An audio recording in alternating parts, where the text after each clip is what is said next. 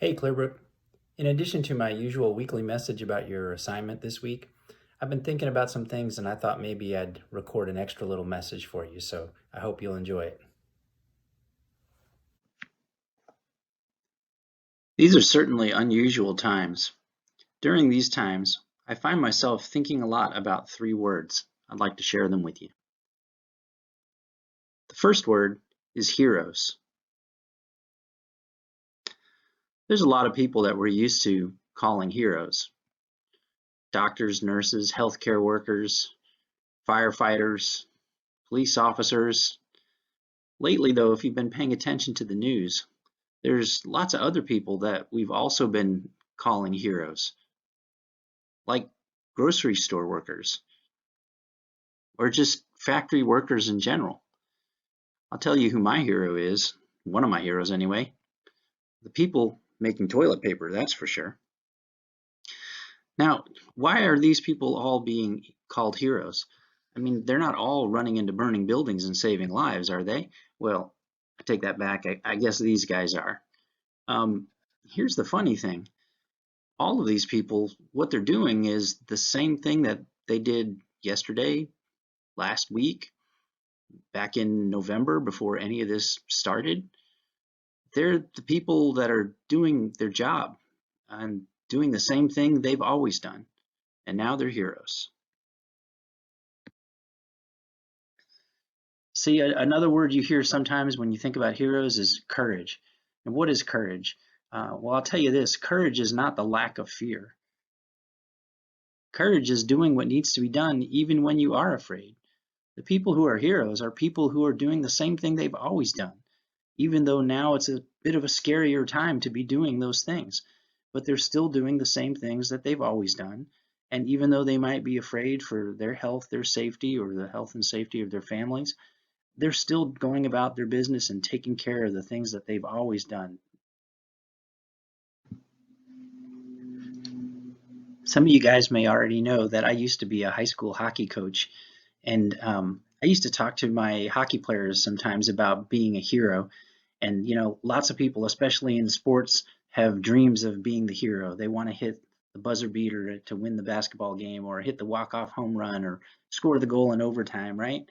See, the thing I always told my players was to become a hero, it really requires two things. You have to have the opportunity, but then you also have to be prepared.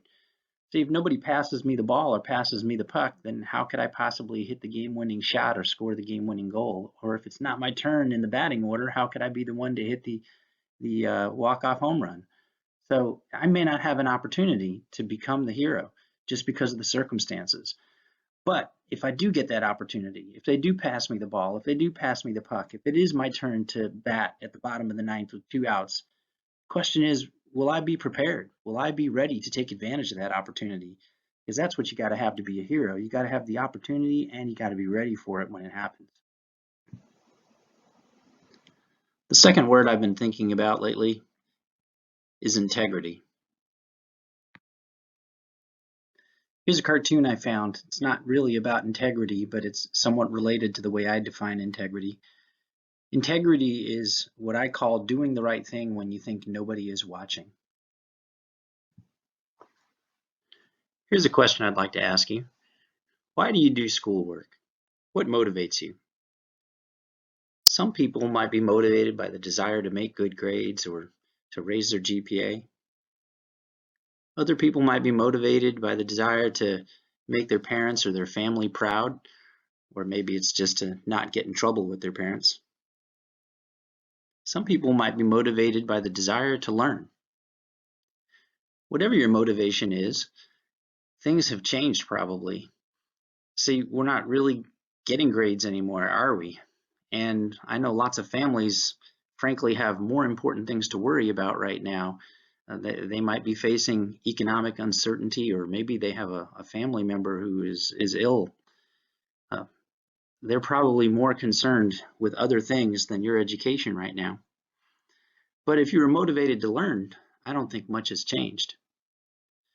The point is, regardless of your motivation, if you have integrity, like I said, integrity is doing the right thing even when you think nobody's watching. In other words, doing the right thing maybe when there are no more grades, or maybe when your parents aren't paying attention to what grades you're making. It doesn't matter what the motivation was. If you have integrity, you do the right thing because it's the right thing. The last word I've been thinking about lately is faith. Now, when I talk about faith, I'm not talking about religion, although I guess you could take what I'm about to say and apply it to religion. Someone once told me that the opposite of faith is not doubt. It's certainty. See, if you have proof, if you know something is going to happen, then it doesn't require a lot of faith. Faith is the belief in something without proof. That's what real faith is. Of course, right after I said that, I found a quote that I really like. I don't know if you've ever heard of D. Elton Trueblood. I had to look him up myself, but I stumbled across this when I was preparing this. I guess Mr. Trueblood would disagree with what I'd say. He says that faith is not belief without proof, but trust without reservation. Okay, well, whether you want to call it faith or call it trust, I don't care, but here's some things that I think we need to start having faith in or trust in. First of all, you've got to believe that things are going to get better. I'm not saying they're going to return to exactly the way they were. Lots of people are talking about there's going to be a new normal, but they certainly can't stay the way they are, not forever. So I believe that things will get better.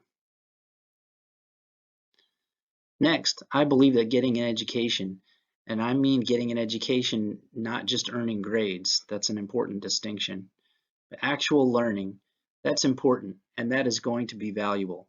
I don't care how the future changes from the past we used to know. I believe having an education will still be one of the greatest keys to your opportunities in life. Finally, I think you need to have faith in your teachers, your family, and your friends, that we're all here to help you. This is especially hard to remember in a time when we're so isolated. You know, you're not seeing your teachers. You might be seeing your immediate family, but maybe not your extended family, and you probably haven't had a lot of chance to see your friends. And when you don't see these people every day, it's easy to forget that they're there. And just believe that they're there to help you and they're available. If you need them, don't be afraid to reach out to them. Like I said, these are unusual times, but it won't stay like this forever. The question is, when things get back to being a little more normal, are you going to be prepared? We're celebrating a lot of heroes these days, but we don't need more people to run into burning buildings. What we need is more people to stay calm during this crisis and keep doing the things they've always done. Keep doing your schoolwork, keep doing your assignments, keep getting your education. You want to find a hero? Just look inside yourself. And don't forget to look at all the heroes that are around you every day, because they're all there to help you. That's it, Clearbrook. Stay safe.